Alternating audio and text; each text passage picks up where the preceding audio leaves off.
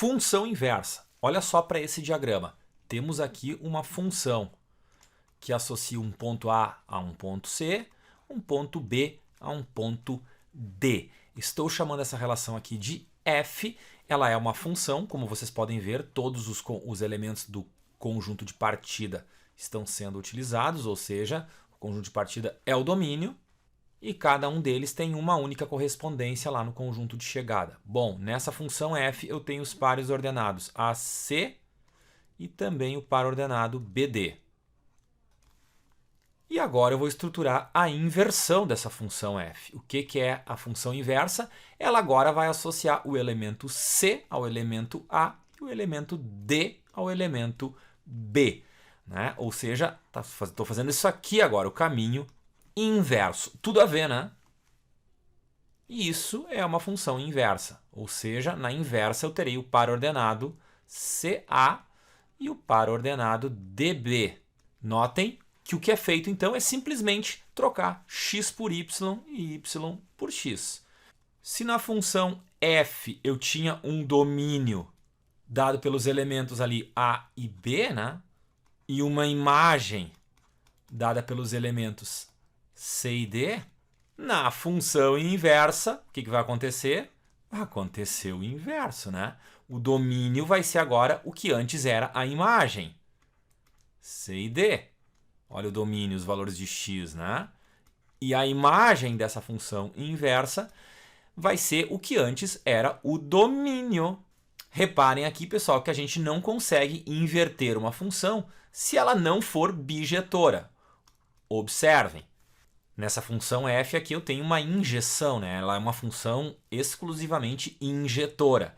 E se a gente fizer a inversão dela, o que vai acontecer? Eu vou ter o C conectado ao A, o D conectado ao B e aquele E fica ali sobrando. Logo, isso aqui não é uma função, porque tem gente sobrando aqui. Então, não consigo fazer a inversão daquela função f, porque a inversa não é função.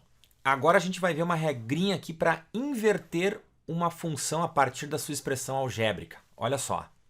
Vamos partir dessa f aí de x, que é 2x menos 4, e vamos fazer a inversão, tá? Olha a regra. O que diz a regra? Então, em primeiro lugar, que f aqui é y, né? A regra diz trocar x por y e y por x. Então, onde tem y, eu coloco x. Onde tem x, eu coloco y. E depois, faz o quê? Simplesmente isola o y. Vem para cá, menos 2y, para o outro lado fica menos x menos 4. Vamos multiplicar todo mundo por menos 1. 2y igual a x mais 4. Pronto. Isolando o y, eu tenho x mais 4 sobre 2. Ou, se quiser deixar ela mais estilosa, essa é a função inversa, né? É o x sobre 2 e aquele 4 dividido por 2, né? Aí está ela.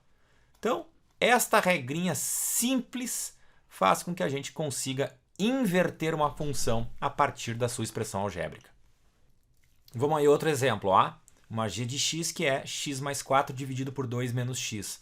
Reparem aqui que eu tenho um domínio, né, real menos o número 2, porque aqui não pode entrar o número 2, né? O x não permite isso, porque senão eu tenho uma divisão por zero. Tá aí ela, fazendo a inversão então, onde tem y agora vai entrar x e onde tem x agora vai entrar y. Feita a troca, agora é isolar o y. Olha o esquema, multiplica cruzado, y mais 4 e aquele x ali vai multiplicar o 2 menos y. Distributiva aqui, 2x menos xy, vamos juntando os y. Aqui eu tenho y mais aquele xy, encosta aqui, despacha aquele 4 para o outro lado e aqui coloca em evidência o y, né, o fator comum. Aí vai ficar 1 mais x.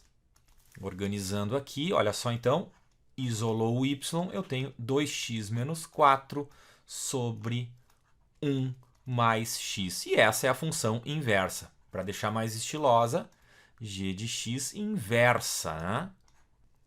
E um detalhe, né? Isso aqui antes era o domínio, agora é a imagem, né? Então, tu pode ter certeza que isso é a imagem dessa função inversa. E o domínio aqui dessa função inversa é muito simples, né? É só olhar ali para x e ver o que é proibido, né? Olha aqui. Olha para esse x aqui e me diga qual é o número que não pode entrar aqui. Não pode ter o menos 1 ali, né?